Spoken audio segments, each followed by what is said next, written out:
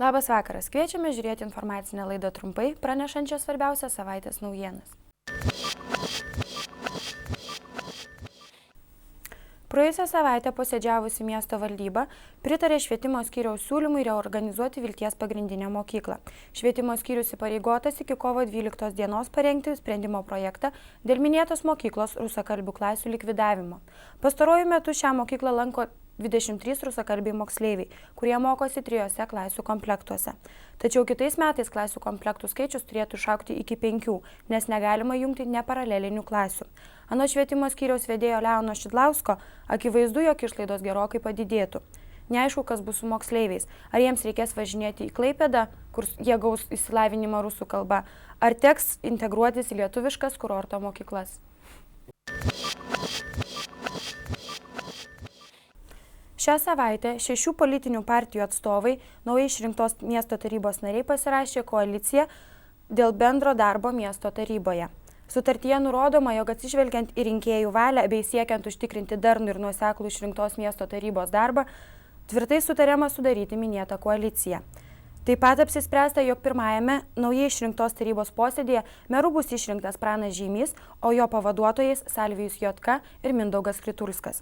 Beje, tai istorinis faktas, nes kurorto savivaldybėje pirmą kartą 13 6 politinių partijų atstovų pasirašė tokios svarbos dokumentą. Pastaruoju metu kurorte užregistruojama vis daugiau gripo ir ūmios virusinės kvėpavimo takų infekcijos atvejų. Dėl šios priežasties Senojoje gimnazijoje jau paskelbtas karantinas. Kitų mokymo įstaigų vadovai tvirtina, jog moksleivių ypač daug neserga. Klaipėdos visuomenės sveikatos centro Palangos filialo gydytoja epidemiologė Milda Riepšienė sakė, jog praėjusią savaitę užfiksuota 17 gripo ir 73 ūmios kvėpavimo takų infekcijos atvejai. Tačiau gripo epidemijos kol kas neketinama skelbti. Tačiau kitą savaitę ji gali būti ir paskelbta, nes gripo susirgimų ženkliai daugėja. Trečiadienį vykusioje naujojo prezidento Rolando Pakso inauguracijos ceremonijoje dalyvavo ir palangiškis nepriklausomybės akto signataras Vincas Algimantas Ulba. Jis stebėjo Seime vykusį iškilmingą posėdį, taip pat buvo pakviestas ir į prezidentūroje surengtas vaišes. Beje, šiais metais į prezidento inauguracijos iškilmes nebuvo pakviestas nė vienas miesto meras.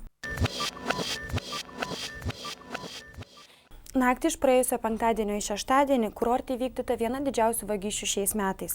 Iš nesaugomos automobilių stovėjimo aikštelės esančios Birutės alėjoje pavogtas prabangus praėjusiais metais pagamintas automobilis BMW.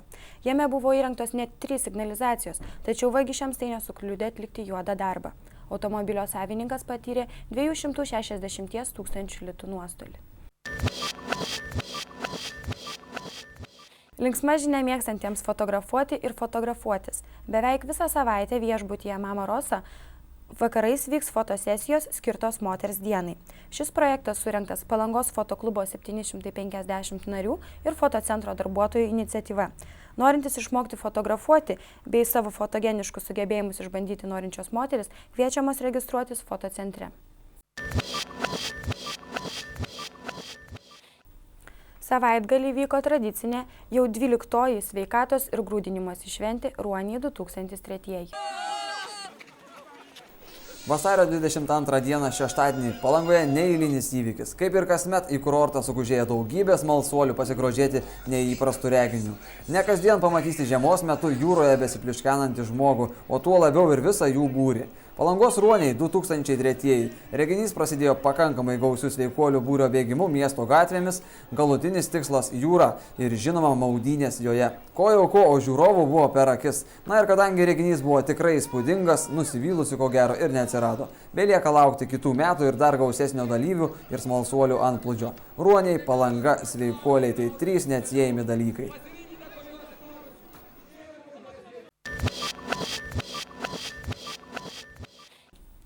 Tiek naujienų šią savaitę. Kviečiame mus žiūrėti ir kitą penktadienį. Likite sveiki.